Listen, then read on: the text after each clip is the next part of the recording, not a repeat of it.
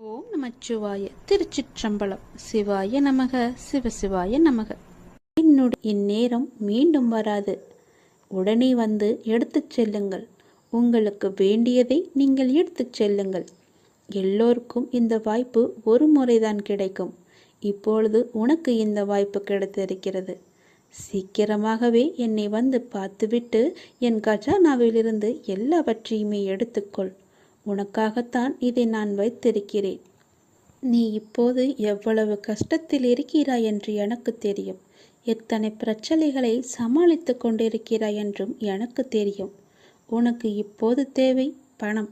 உன்னுடைய பிரச்சனைகளை முடிக்க தேவை பணம். உன்னுடைய கடன் பிரச்சனைகளை எல்லாமே முடிப்பதற்கு உனக்கு பணம் தேவை. அந்த பணத்தை தான் என்னுடைய கஜானாவில் நான் வைத்திருக்கிறேன். உனக்கு எவ்வளவு வேண்டுமோ அதை வந்து என்னை பார்த்துவிட்டு நீ எடுத்துக்கொள்.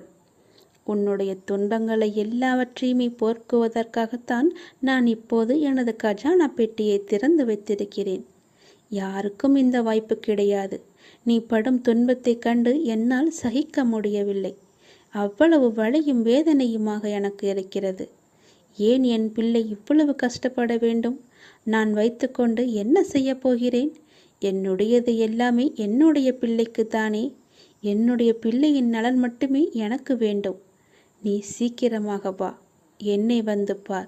பார்த்துவிட்டு எனது கஜானாவில் இருக்கும் செல்வங்களையெல்லாம் எடுத்துக்கொண்டு செல். உன்னுடைய பிரச்சனைகளையெல்லாம் நீயே தீர்த்து கொள்வாய். எல்லாவற்றையுமே நான் உனக்கு தருகிறேன். என் ஆசீர்வாதம் முழுவதுமாக நான் உனக்கு தருகிறேன். எல்லாமே வெகு விரைவாகவே மாறப்போகிறது. உன் கஷ்டங்கள் எல்லாமே முடியப் போகிறது. உன் துன்பங்கள் எல்லாமே முடியப் போகிறது. உன் துயரங்கள் எல்லாமே விலகப் போகிறது. கடன் பிரச்சனைகள் எல்லாமே உன்னை விட்டு முழுவதுமாகவே நீங்கிவிடும். நீ என்னை வந்து பார்த்தால் மட்டுமே இது எல்லாம் நடக்கும். ஒரு முறையாவது, ஒரே ஒரு முறையாவது நீ என்னை வந்து பார்த்துவிட்டு செல். பிறகு உனக்குள் வரும் மாற்றத்தை நீயே உணர்வாய். உன் வாழ்வு எப்படி ஜொலிக்கப் போகிறது என்று பார். எது என் கோபுரத்தின் மீது சத்தியம். நீ நன்றாக இருப்பாய். வந்து உனக்கு வேண்டியதை எடுத்துக்கொண்டு போ. சோகம் என்னும் பறவை உங்கள் தலைக்கு மேல் பறப்பதை தடுக்க முடியாது.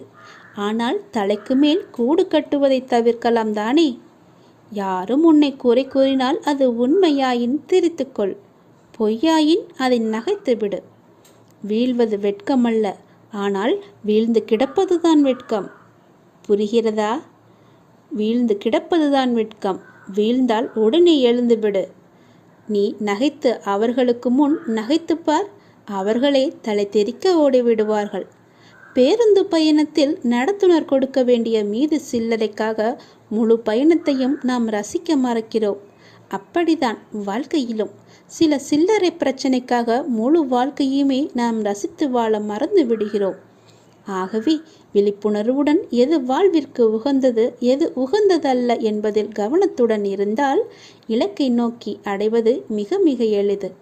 அனைத்திலும் பேதம் பாராது சமநிலைத்தன்மையை கொண்டிடுங்கள். மனம் அழகாக இருந்தால் காணும் காட்சிகளும் அழகாகவே இருக்கும். ஆகவே மனதில் குப்பையான கீழான எண்ணங்களை ஒருபோதும் சேர்க்காதே. மனதில் நல்ல நேர்மையான எண்ணங்களை விதையுங்கள். நல்லது நடக்கும். எப்போதும் உண்மையை பேச கற்றுக்கொள்ளுங்கள். உண்மைக்கு நிகர் உண்மை மட்டும்தான். பொய் ரொம்ப நாட்கள் வாழாது. சீக்கிரமாகவே மடிந்துவிடும். ஆரம்பத்தில் சற்று சிரமமாகத்தான் இருக்கும். பழகிவிட்டால் பொய் சொல்லவே நமக்கு கூச்சமாக இருக்கும். உண்மைக்கு மிக வலிமையான சக்தி இருக்கிறது. அது சத்தியமானது, வலிமையானது. இறைவனுக்கு இறங்கி வருவார். நாம் வாழ்கின்ற வாழ்வில் அறமாகிய உண்மை இருந்தால் அந்த இறைவனை நம்மை தேடி தானாக இறங்கி வருவார். வாழ்கின்ற வாழ்வில் அறமாகிய உண்மை இருந்தால், அறமாகிய உண்மை இருந்தால் மட்டுமே இறைவன் நம்முடன் கலந்து விடுவார். ஆகவே உண்மை, நேர்மை, சத்தியத்தை எல்லாம் கடைபிடித்து வாழுங்கள். நீங்கள் வாழ்வதில் உயர்வது சின்னம். உங்கள் வாழ்வை யாராலுமே எதுவுமே செய்ய முடியாது. உண்மைக்கு அழிவே கிடையாது. அதை முதலில் தெரிந்து கொள்ளுங்கள். உண்மை சொல்லுவதால் என்ன ஆகிவிடப் போகிறது? ஒரு பொய்யை சொல்லி காலம் முழுவதும் குற்ற உணர்ச்சியுடன் இருப்பதற்கு பதிலாக ஒரு உண்மையை சொல்லி நிம்மதியாக வாழ்ந்து விடலாம். அந்த உண்மைக்கு அவ்வளவு நிம்மதியை தரும் சக்தி இருக்கிறது. அதை நீ மறந்து விடாதே. பொய்யை சொல்லி இன்று தப்பித்து விடலாம், நாளை நிச்சயமாகவே காலம் காட்டிக் கொடுக்கும். அதனால் உண்மையாகவே இருங்கள். நாக்கில் வருவது எப்போதுமே உண்மையான பேச்சாக மட்டுமே இருக்கட்டும். நான் உங்களிடம் வருகிறேன். வாழ்வில் நடக்கும் இன்பத் துன்பங்களை உள்ளது உள்ளபடி ஏற்கும் மனப்பான்மையை முழுமையாக நீ வளர்த்துக்கொள். அப்படி நீ வளர்த்து கொண்டால் நீ என் நேரமும் கவலைகளாலும் விரக்தியாலும் மூழ்கியே இருக்க மாட்டாய். அப்படி கவலைகளாலும் விரக்தியாலும் மூழ்கியே இருப்பதால் உன்னுடைய கவலைகள், அதாவது கடமைகளிலிருந்து கவனம் சிதறுகின்றது. கவலையையே நீ கண்கொண்டு பார்த்து கொண்டிருக்கிறாய். உன்னுடைய கடமையை நீ தவற விட்டு விடுகிறாய். உனக்கானது உன்னுடைய கடமை, அது நீ நிறைவேற்றியே ஆக வேண்டும். எப்பொழுதும் வீழ்ந்து கொண்டே இருக்கிறோமே என்று அருவிகளோ, காலையில் பூத்து மாலையில் வாடி விடுவோமோ என்று மலர்களோ வருந்துவதில்லை. வீழ்ந்த அருவியே அகண்ட ஆறாக நாம் வாழ்வதற்கு தேவையான வற்றாத ஜீவ நதியாக ஓடுகிறது. ஒரு நாள் மட்டுமே பூத்தாலும் அப்பூக்கள்தான் இறைவனை சென்று சேருகிறது. எனவே நான் அடிக்கடி கூறுவது இங்கு எதுவும் நிரந்தரமில்லை என்று. அதை மட்டும் நீ மனதில் வைத்துக்கொள், மறந்து விடாதே. உனக்கு எது நடந்தாலும் எல்லாமே நன்மைக்கே என்று எடுத்துக்கொள். இவ்வுலகம் நம்மை எப்படி பார்க்குமோ என்று பயப்படாதே, வருந்தாதே. அவர்களுடைய பார்வை அப்படித்தான். அதையெல்லாம் நீ பெரிதாக பார்த்தால் நீ வாழ முடியாது. இங்கு உள்ளவர்களின் பார்வைக்கு விளக்கம் அளிக்க முடியாது. சிலர் உன்னை திமிர் பிடித்தவர் என்று சொல்வார்கள், கெட்ட எண்ணம் உடையவர் என்றும் சொல்வார்கள். சிலர் உன்னை அற்புதமானவர் என்றும் சொல்வார்கள், அன்பானவர் என்றும் கூறுவார்கள். யார் எதை வேண்டுமானாலும் கூறினாலும் நீ உன் வாழ்வில் நேர்மையாகவும் உண்மையாகவும் இரு. உன்னுடைய உழைப்பு என்றுமே வீணாகாது. வாழ்க்கையில் முன்னேற வேண்டுமானால் உன்னை பற்றிய மற்றவர்களின் மதிப்பீடுகளில் இருந்து உன்னை நீ மேம்படுத்த தேவையானதை மட்டுமே நீ எடுத்துக்கொள்ள வேண்டும். மற்றதையெல்லாம் காதில் வாங்காதே. உன்னுடைய கவனத்திற்கும் கொண்டு போகாதே. கவனத்தில் எடுத்துக்கொள்ளாதே. தேவையற்ற வீண் சொற்களை மனதிலிருந்து அழித்துவிடு. இப்பொழுதே, இந்த நொடியே அழித்துவிடு. அச்சொற்களை மனதில் தேக்கி வைத்து உன் வளர்ச்சிக்கு நீயே தடையாக இருக்காதே. கவலைப்படாதே, நான் இருக்கிறேன். உன்னோடு எப்போதுமே இருப்பேன். நீ நல்லதையே நினை, நேர்மையாக இரு, உண்மையாக இரு. உனக்கு நீ பயந்தவனாக இரு, கடவுளுக்கு பயந்தவனாக இரு. உன்னை நோக்கி எல்லாமே தானாக வரும். எதுவும் உன்னை விட்டு போகாதபடி நான் பார்த்து கொள்கிறேன். விடிந்த பின்பு நிலவு கண்ணுக்கு தெரிவதில்லை. அதுபோல சிலருக்கு உயர்ந்த பின்பு உதவியவர்கள் கண்ணுக்கு தெரிய மாட்டார்கள். புகழை மறந்தாலும் நீங்கள் பட்ட அவமானங்களை மறக்காதீர்கள். அது இன்னொரு முறை நீங்கள் அவமானப்படாமல் இருக்க உங்களுக்கு கை கொடுக்கும். நேர்மை மிக அரிது. அது உங்களிடம் இருந்தால் இழந்து விடாமல் இருங்கள். ஆயுளின் பெருமை ஆண்டுகளில் இல்லை, நீங்கள் வாழும் முறையில்தான் இருக்கிறது. அன்பும் இனிமையும் உள்ளத்தில் இருந்தால் வாழ்வில் எங்கும் எப்போதும் எதிலும் மன நிறைவடைவீர்கள். நீங்கள் நாம் ஒருபோதும் நம்மை உணர்வதில்லை.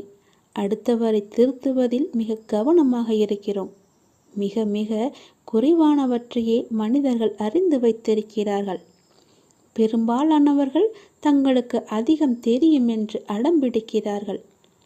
இந்த உலகத்தில் மிக பெரிய பிரச்சனை என்னவென்றால், தம்மை தாமே புரிந்து கொள்வதற்காக எதையும் கேட்பதில்லை.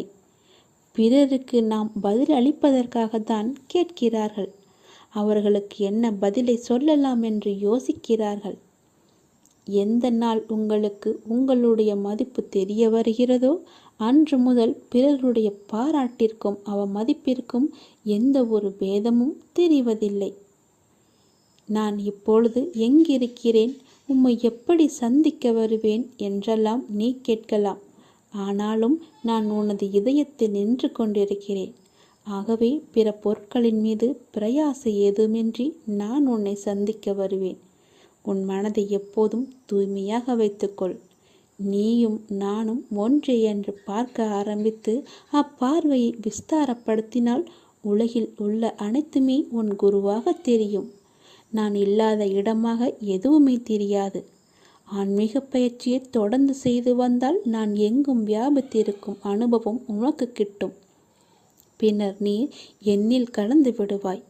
அந்நியம் என்றும் ஒன்று இல்லை என்ற உணர்வை நீ அனுபவிப்பாய். எந்த ஒரு மனிதன் அழிப்பதும் நெடுநாள் இருப்பதில்லை, அது முழுமையடைவதும் இல்லை. ஆனால் எனது கடவுள் அளிப்பதோ காலம் முடிவு பரியந்தம் நிலைத்திருக்கிறது. அவரின் வெகுமதியை வேறெந்த வெகுமதியுடன் ஒப்பிட முடியாது. எனது கடவுளே எடுத்துக்கொள் எடுத்துக்கொள் என்கிறார். ஆனால் எல்லோரும் என்னிடம் வந்து கொடு கொடு என்கிறார்கள்.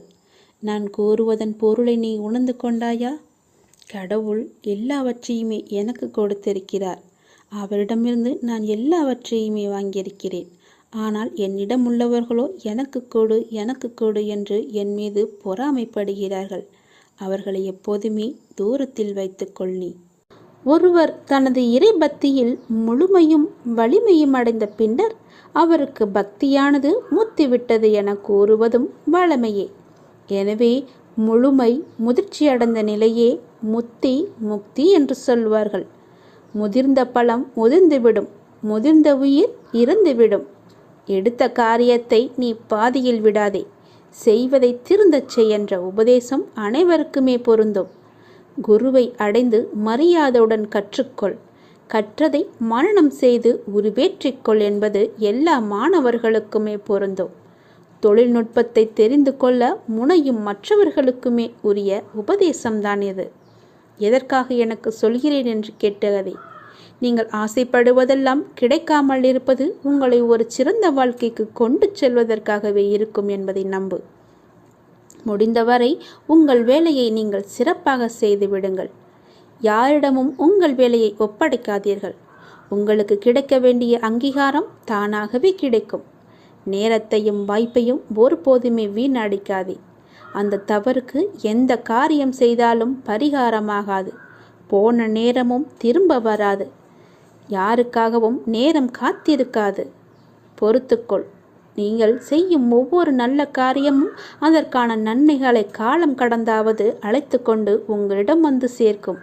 வெற்றி என்ற முகத்துடன் உங்களிடம் வந்து சேரும்.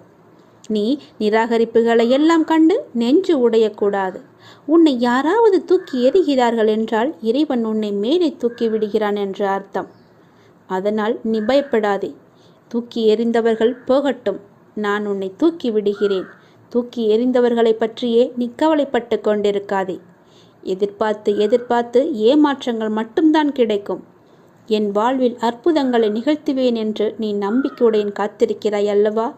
உன் தந்தை நிச்சயமாகவே உன் வாழ்வில் அற்புதங்களை நிகழ்த்தப் போகிறேன்.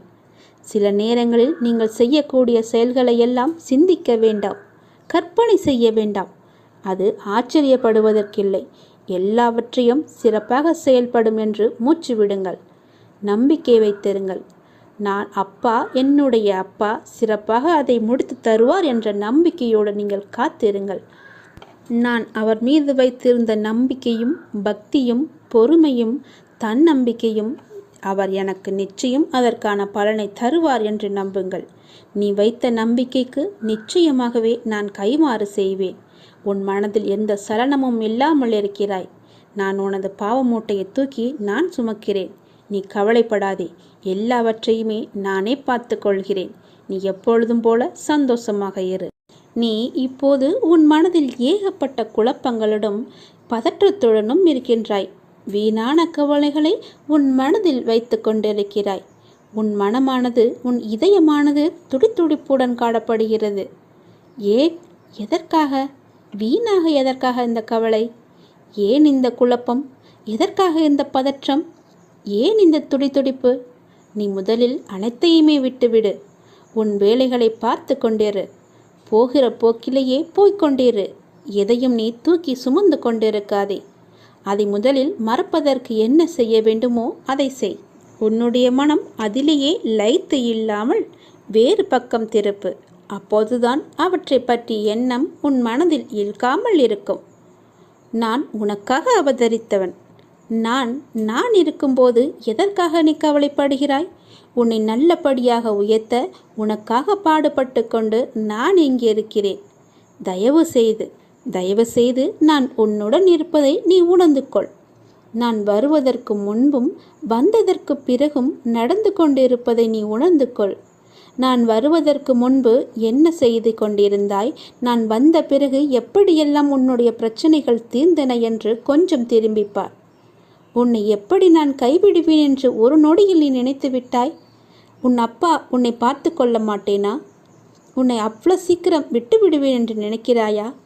உன்னை அனைத்து திசைகளிலிருந்தும் பாதுகாத்து கொண்டிருக்கிறேன். நான் இருக்கும் இடத்தில் எவரையுமே நெருங்க விட மாட்டேன். நான் உனக்குள்ளே நீக்கமர நிறைந்திருக்கிறேன். என் கண் பார்வை உன் மீது விழுந்து கொண்டிருக்கும் போது எந்த கெடுதலும் வந்து உன்னை துன்புறுத்திவிட முடியாது. தெரிந்து கொள், எந்த துன்பமும் உன் அருகில் கூட வர பயப்படும். நான் இருக்கிறேன், நீ பயப்படாதே. உனக்கு வரும் பிரச்சனைகள் எல்லாமே சிறு சிறு வகைதான். பயப்படாதே. பெரிதாக ஒன்றையும் நான் கொடுக்க மாட்டேன். கொஞ்சமாவது உனக்கு பக்குவம் வேண்டும் என்பதற்காகத்தான் இதையெல்லாம் கொடுத்தேன். சின்ன பிரச்சனையை பெரிதாக பார்க்காதே. மனதில் போட்டு குழப்பத்தை ஏற்படுத்தாதே. உன்னை நீயே பதற்றப்பட வைக்காதே. வீணான கவலைப்பட்டு உன் உடம்பை நீ வீணடிக்காதே. உன் இதயம் சீராக துடிக்க வேண்டும். அப்பொழுதுதான் நீயும் நன்றாக இருப்பாய். எப்படி என் வேண்டுகோள்கள் அனைத்தையும் இப்படி நிறைவேறியது என விரைவிலேயே நீ ஆச்சரியப்பட போடுகிறாய். கவலைப்படாதே குழந்தையே. என் கண்ணிலிருந்து வரும் அருள் கதிரால் நீ பாதுகாக்கப்படுகிறாய். அதனால் நீ கவலையை விடு. என்னுடைய கண்ணின் ஒளி உன் மீது இருக்கிறது. என் பார்வை முழுவதுமாகவே உன் மீது மட்டும்தான் இருக்கிறது. என்னை மீறி எதுவுமே உனக்கு நடக்காது. பயப்படாமல் தைரியமாக இரு. நீ எப்பொழுதும் அமைதியாகவே இருக்கக்கூடாது. யார் உன்னை கீழே நோக்கி விழ செய்தார்களோ அவரை நோக்கி நீ மேலே எழு. எதற்காகவும் தயங்கி போய் கூனி குறுகி நிற்காதே. உனக்கு துணையாக உன் அப்பன் ஈசன் நான் இருக்கிறேன். நீ கவலையின்றி தைரியமாக மேலே எழுந்து வா. நீ மேலே எழும்புவதற்கு என்னுடைய கையை தருகிறேன். என் கையை பிடித்து கொண்டு நீ மேலே எழுந்து வா. நீ ஒரு இடத்தில் அவமானப்படும் போது கூனி குறுகி நிற்காமல் அவதாரம் எடுத்து காட்ட வேண்டும். கீழே வீழ்கின்ற போது விஸ்வரூபமாக எழ வேண்டும். உன் மனம் புண்படுகின்ற போது எல்லாம் புன்னகை செய். அதுவே அவர்களுக்கு மிக பெரிய தண்டனையாகிவிடும். நீ அவர்களிடம் வாதாடுவதை விட்டுவிட்டு நான் அவர்கள் முன்னையில் வாழ்ந்து காட்டுவேன் என்ற சபதம் எடு. நீ அன்பிற்காக ஏங்கி தவிக்கும் ஒரு இதயத்தை எந்த நிலையிலுமே அலட்சியப்படுத்தாதே. உன்னுடைய அன்பிற்காக ஏங்கி தவிக்கும் பல பேர் இருக்கின்றனர். உன்னை உயிராய் நினைக்கும் உறவு உன்னை விட்டு போகப் போகிறது. அதனால் உன்னுடைய கோபத்தை நீ விட்டுவிடு. அலட்சியப்படுத்தாதே அவர்களை. ஏனெனில் அதனை விட இவ்வுலகில் பெரிய பாவம் எதுவுமே இல்லை. உன்னை நம்பி வந்த உறவு அது. ஒருவனிடம் தர்ம சிந்தனை இருக்கும் பொழுது அந்த தர்மமே அவன் எதிர்காலத்தை பார்த்து கொள்ளும். ஏனென்றால் ஒரு மனிதன் என்ன பிரார்த்தனை செய்தாலும், எத்தனை மந்திரங்கள் உரியேற்றினாலும், எத்தனை அபிஷேகங்கள் யாகங்கள் செய்தாலும் கூட அவனிடம் உதவும் குணம் இல்லையென்றால் இறையருளை பெற முடியாது. ஒரு மனிதன் இறையருளை பெற வேண்டுமென்றால், ஏன் இறை நம்பிக்கை இல்லாவிட்டாலும் கூட பரவாயில்லை, தர்ம குணமும் பிறருக்கு உதவும் குணமும் இருந்துவிட்டால் போதும். இவன் இறைவனை தேடி போக வேண்டியதில்லை. அந்த இறைவனை இவரை தேடி வந்து விடுவார். இவன் இல்லம் நோக்கி வந்து விடுவார். எவன் அதிக அளவு தர்மம் செய்கிறானோ அவனிடம் இறையே வந்து கையேந்தும். அந்த அளவுக்கு தானத்திற்கு அவ்வளவு ஒரு மகிமை. பக்தினி, நீ இப்போது ஏன் குழம்பி போயிருக்கிறாய்? உனக்கு என்ன வர வேண்டும்? உனக்கு ஆரோக்கியம், பொருளாதாரம், மன நிம்மதி எதுவாக இருந்தாலும் என்னிடம் கேள். நான் உனக்கு தருகிறேன். நீ யாரிடமும் போய் கையேந்த வேண்டாம். நீ கவலைப்படாதே. யாரிடமும் கையேந்தும் நிலைப்படி நான் உன்னை வைக்க மாட்டேன். உன்னுடைய எல்லா பிரச்சனைகளுமே நான் தீர்த்து விடுகிறேன். என்னை நம்பு. என்னை முழுவதுமாக நம்பு. ஒரு முறையாவது, தினமும் ஒரு முறையாவது என்னுடைய பெயரை சொல்லி என்னை கூப்பிடு. உன் குழப்பங்களுக்கு எல்லாவற்றிற்குமே நான் விடை தருகிறேன். உனக்கு என்ன வர வேண்டும் கேள். நான் உனக்கு தருகிறேன். எடுத்துக்கொள். பிறந்தோம், வாழ்ந்தோம், இறந்தோம் என்று இல்லாமல் நீங்கள் யார் என்று கண்டடையுங்கள். ஒரு தாய் குழந்தையை பெற்றெடுப்பது அந்த பிரசவ வேதனை சொல்லி மாளாது. நீங்களே உங்களை மீண்டும் பிரசவிப்பதும் அவ்வளவு வேதனையான விஷயம்தான். அதனால்தான் யாரும் அதை செய்வது இல்லை. நமக்கு எதுக்கு அந்த வலி என்று இருந்து விடுகிறார்கள். வெகு சிலரே சிலுவை சுமந்து காடு மேடெல்லாம் அலைந்து சாப்பாடு தண்ணி இல்லாமல் தங்களை தாங்களே தேடி அடைகிறார்கள். சிந்திக்க வேண்டிய ஒரு விஷயம். சிந்தித்து பாருங்கள். வாழ்க்கையை ஒரு முறை பின்னோக்கி பாருங்கள். என்ன நடந்தது இதுவரை என்று உங்களுக்கு புரியலாம், புரியாமலும் போகலாம். எங்கெல்லாம் ஒருவர் அழகை காண்கிறாரோ அது அந்த மனிதருடையதல்ல. அழகின் பின் இறைவன் இருக்கிறார் என்பதை நீங்கள் உணர வேண்டும். இறைவன் இல்லாமல் எந்த அழகும் இருக்க முடியாது. அதனால்தான் சத்தியம், சிவம், சுந்தரம் என்று சொல்லப்படுகிறது. எங்கெல்லாம் சிவபெருமான் இருக்கிறாரோ அங்கெல்லாம் அழகும் சத்தியமும் இருக்கிறது. இதை சொல்வதன் மூலம் ஸ்ரீ கிருஷ்ண பகவான் அர்ஜுனரின் மனம் கவரப்படக்கூடிய எல்லாவற்றிலுமிருந்து விடுவித்து தன்னை நோக்கி இழுக்கிறார். கிருஷ்ணா என்றால் கவர்ச்சி. அப்படியென்றால் எல்லாவற்றையும் தன்னை நோக்கி கவரக்கூடிய ஒருவர் என்று பொருள். மனம் எங்கெல்லாம் அழைப்படுமோ அதிலிருந்தெல்லாம் விடுவித்து மையத்திற்கு கொண்டு வருவது. அந்த மையம்தான் ஸ்ரீ கிருஷ்ண பகவான். கிளைகளை வெட்டினால் என்ன, வேர் இருக்கிறதே, நமக்கு எதுக்கு இந்த கவலை என்று மகிழ்ச்சிப்படுங்கள். துளிர்க்கும் வகையில் துணி உடையவனே நான் தான் என்று சந்தோஷப்படுங்கள். அதைதானே நமக்கு வாழ்க்கை கற்பித்திருக்கிறது. அந்த கற்பித்த பாடத்தை நாம் ஏன் மறக்க வேண்டும்? படித்த படிப்புதான் நமக்கு வாழ்க்கை தரும். நீங்கள் துளிர்ந்து விடுங்கள். துளிர்க்கும் வரையில் நீங்கள் போராடுங்கள். கிளைகளை வெட்டுபவன் வெட்டட்டும். உங்களுக்கு வேர் இருக்கிறது. அதை பிடித்து கொண்டு மேலே எழும்பி வாருங்கள். உங்களுக்கான வாழ்வு நிச்சயம் இருக்கிறது. அதில் உங்களுக்கான வெளிச்சம் நிச்சயம் தெரியும். அதன் வழியை நீங்கள் பயணித்தால் உங்கள் வாழ்க்கை வெற்றியாகும். எல்லாமே உங்களுக்கு சாதகமாகவே மாறும். துளிர்க்கும் வரைதான் உங்களுடைய கஷ்டம். துளிர் விட்டுவிட்டால் உங்களை யாரும் எதுவுமே செய்ய முடியாது. வெட்டியவன் அன்றே போய்விடுவான். நீ துளிர்க்க மாட்டாய் என்ற நம்பிக்கையோடு. நீ என் மீது நம்பிக்கை வைத்திருப்பதால் நீ மீண்டும் துளிர் விடுவாய். வெற்றி உனக்குத்தான். தைரியமாக வா.